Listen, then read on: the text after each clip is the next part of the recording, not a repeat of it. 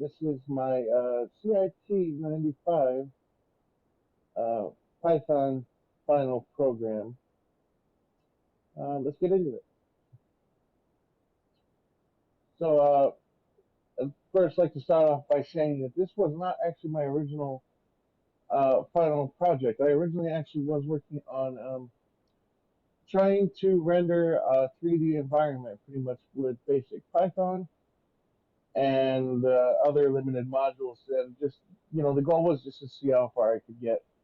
But it got to crunch time, and then I realized that, the product that I had up until this point wasn't really, I didn't think it really exampled everything that I can express, for my final program.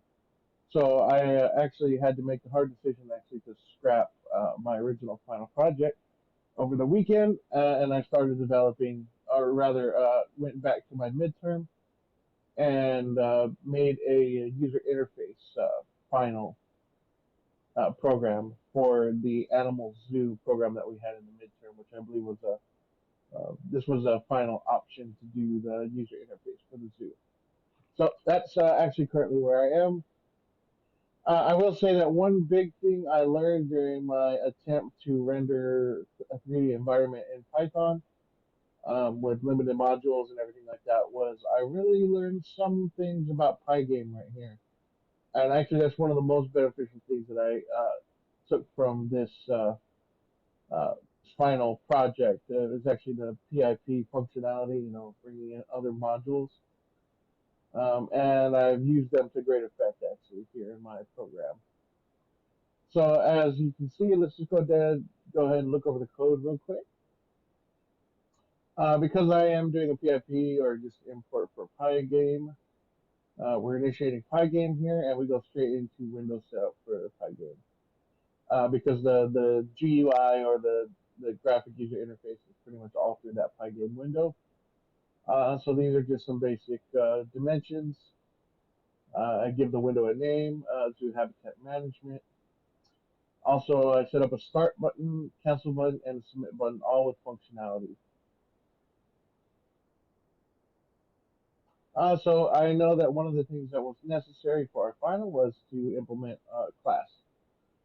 So here we have a class that I've created. So this is for any instance of a dialog box that I create.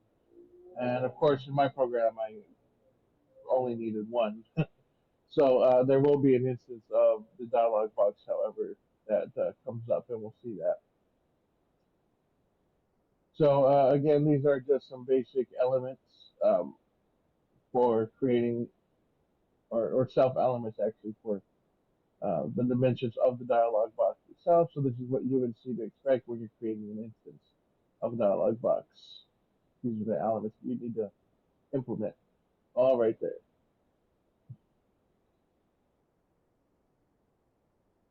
And we have add line. So this is a function method call that will be pretty necessary. I'm pretty much in my program. It is a graphic user interface, so the dialog box pretty much is the new console.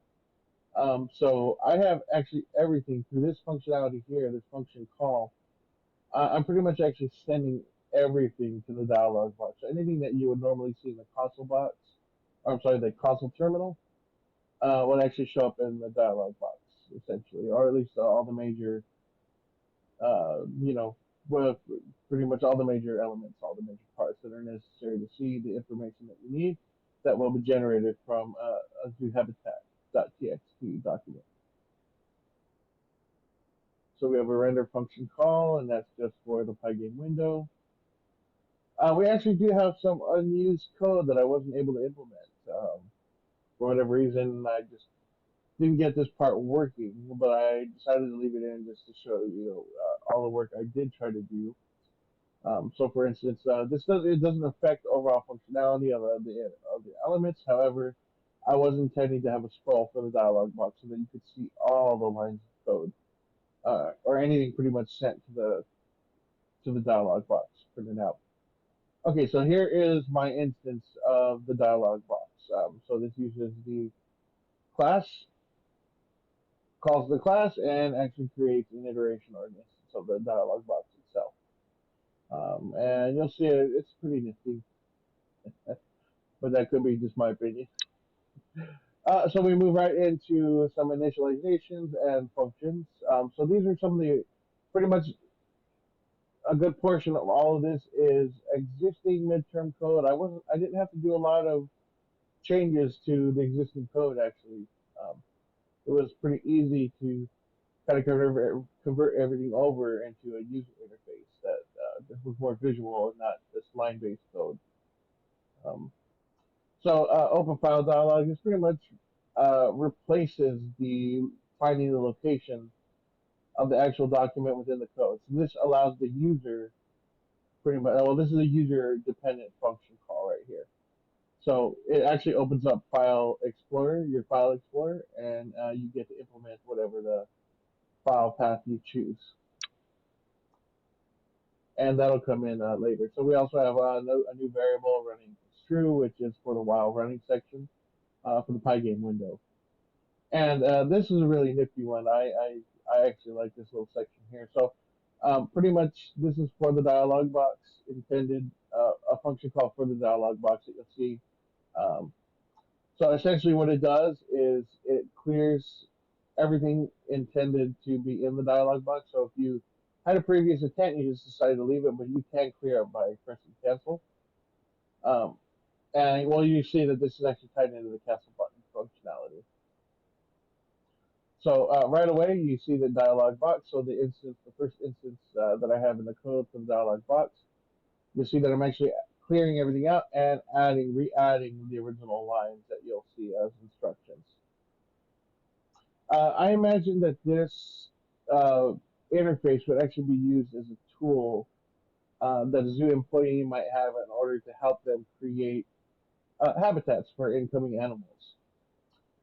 So it requires a specific set of instructions that must be followed. So I assumed that because of the specific solution that this program is solving, that a zoo employee would actually know about the process that they needed to follow within their zoo uh, document protocol. And I also just kind of cleverly mentioned that for us as students, it was in the final instructions manual. So pretty much final instructions. And that's where we know that we need the arriving animals text and the animal names text. And you can see my instructions do indicate that you need the first document is for animal details, and second document is for animal names. But you will see that I do handle error. I do some pretty decent error handling for any mischosen docs or even missing docs when the program tries to parse out the data.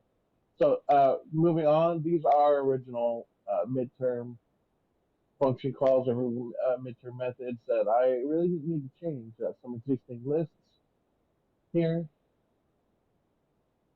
and we have some relevant numbers that will are implemented later. Now here, this is the main loop. So normally in the midterm, we would have just called this main, DEF main. But here we didn't need to do that because everything is running through the Pygame window, so we just do a while running. And pretty much the Pygame window is essentially a user interface, so it goes right into user input functionality. So for the first thing, I do indicate that you can close the window simply by just exiting out. So you really don't have to do anything once the program starts. You can literally just close the window and the program or end the tool. But right after that, the next part is the start button. So this is the first part of the step of rendering new habitats through this tool. So you see that this program, while running, this is waiting for either the start button or you'll see the cancel button and submit button also following. But right off the bat, I mean, I do some error handling. So pretty much, I'm calling that open file dialog. So I'm calling the file explorer in so that you're able to select the first document as instructed. So this would be labeled technically as the arriving animals file, even though you can make a mistake. And you could even put in the animal names document first and the arriving animals document second. and you'll even get a document. I do some really good, like I said, some really good error handling. So you'll even render a document. It just won't be what you want. So as far as error handling goes, though, so it does detect whether a file is null or nothing has been inputted. So you can, while you're in the file explorer, you can actually press cancel and you get this error here, and it'll ask you to essentially restart. You can cancel the clear dialog box, or you can just go around and try again to try to render the correct data in, parse it in, and get that document that you need. So from there, we do print out. If the document has been inputted correctly, it will print it out so that you can view the data before parsing. And also, by the time you get to the second document, there it'll actually indicate its own specific error. So there's an error for file one, not selected, and there's an error for file two, not selected. As you can see, after that, then the code goes straight into parsing, beginning to just separate all the data that's necessary in order to create the document that we're looking for. So after it begins doing some normal parsing there, we go straight into another error handling. So pretty much the majority of the code that I have, um, pretty much printing out to the new document and parsing the data all kind of happens at the same time. So we're actually seeing that everything's going through the try catch, or try accept uh, order hierarchy here for error handling. So that means that my code will run anything. If you give it two documents, it will try to put those documents into the tool form, into the format of the document that this tool is expected to produce. It just may not be what you expect, but it'll run everything through. You can even end up putting one document in and leaving out another one, and it will still try to parse it out. So that try catch or that try exception hierarchy actually really helps as far as error handling goes. Makes everything a little bit smoother for the user, that's for sure. So all this is original midterm code. I did not need to change anything. It was all functioning properly and as intended. All I had to do was, throw it in that try catch. Actually, in the midterm, I believe I did have a try catch, but I did make some adjustments to it. So I had to re-implement the error handling for this portion of the code. Like I said before, so the console have totally been replaced by the dialog box. So you're going to see data parsed straight into the dialog box for the user to use once they input once they give user input.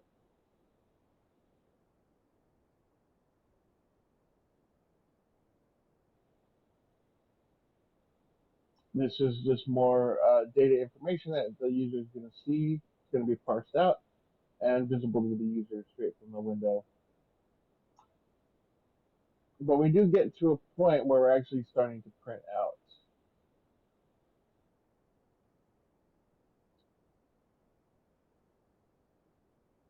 Yeah, so output right here. So this is where everything is pretty much printed. So it parses it out, it allows the user to see first, but pretty much by the time the user sees what's in the dialog box, it's already going to be written. There's already going to be a document to view, and that actually leads into the exception or the error handling for any kind of parse error. So let's say you do put in a bad document and it just screws up the code because it doesn't have the right lines it's looking for, it doesn't have any names it's looking for, any of the indexes. Maybe the indexes are jumbled about. So it will just give you a good general information for error handling. You'll see data parse error. Please cancel and try again. So that means that you do need to follow the employee handbook, or in this case, that also is equivalent to the final instructions for this program. But actually, that's all the data. So it's parsed out by this point in the code. It's parsed out and written to the new document. So now we actually move on to the cancel button functionality, As you can see, that little function call is clear line, so that means it'll erase everything that's in the dialog box and actually re-implement those lines again to give you the basic instructions for the program or tool. So from there, I did want to give the user a little bit of finality, a sense of finality. As I mentioned before, I mean, by the time this is in the code, after you press start and you select the documents, the program's going to run and parse it out real quick and render a document pretty fast. But does help give the user a little bit of finality. You're able to view the document and make any adjustments that you need to.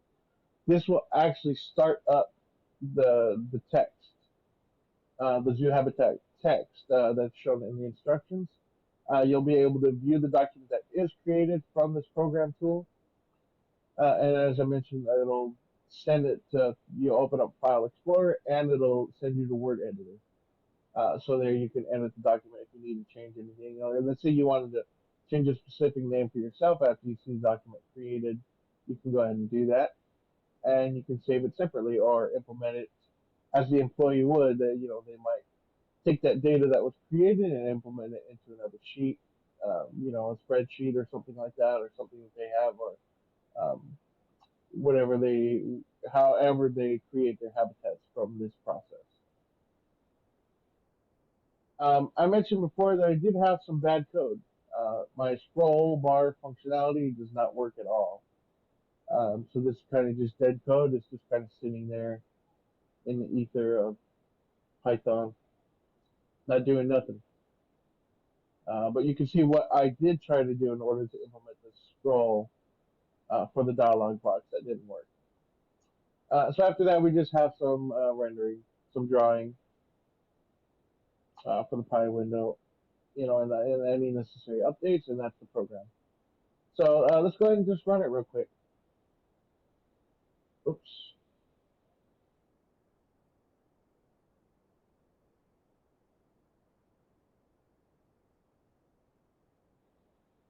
You can see it's not the fanciest, but it is a little pleasing to the eye, I hope. So let's get into this. Let's just start my program up and running. So this again is an employee tool for creating zoo habitats. But you know what? I made a mistake. I screwed up.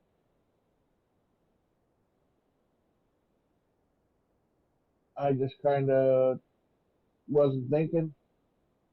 Whoops! Look at that. I gave it one document. It gave me some error handling, telling me I didn't input the second document. I'm kind of curious though. File Explorer, huh? Oh, look at that. It did not create it.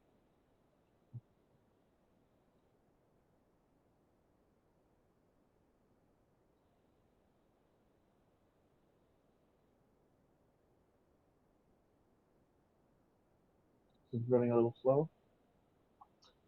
So this looks like it was a previous render of the document, because as you saw, it wasn't test I ran in the morning. And I can tell you exactly why though, because this error handling for no file number one or no file number two selected, it actually occurs before my try catch or the try except code hierarchy that I have for error handling. So that means that this is a outright stop. It's telling you did something incorrect. So in a sense, it's saying that the instructions here are pretty much essential. You do need to provide two documents. So let's go ahead and clear it. And as you can see, my functionality for that, it just clears everything and rewrites it. Okay, so I'm gonna choose the wrong order now. Okay, everything's parsed. The necessary info is there. You can see hyena names. And you can see a list of all the habitats. As you can see, my dialog box does account for additional lines. I mean, it will add every line that has some data that needs to be parsed out and viewed. But unfortunately, because they don't have the scroll functionality, it is what it is. The necessary elements for the code, I mean, you can see, but as you can see, you just can't go down further to see the additional code line. So, but again, that sense of finality is still there because I can view the completed document. And as you can see, a new document was created.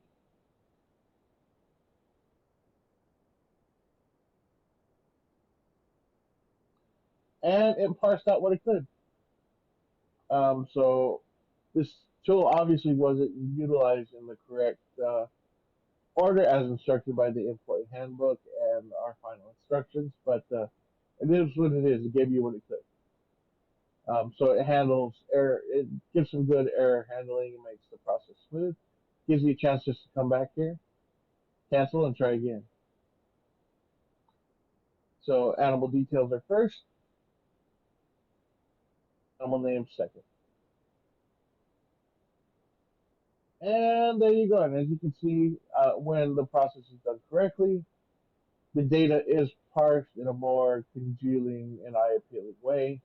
You do see that the dialog box does not extend beyond the borders of the necessary code or the necessary data that's needed. So um, this program solution is specific just a very specific tool with the user interface that kind of just makes it more visually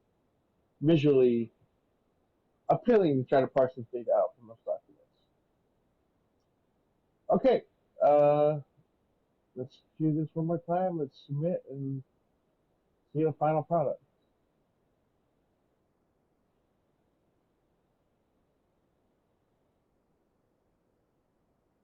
There you go.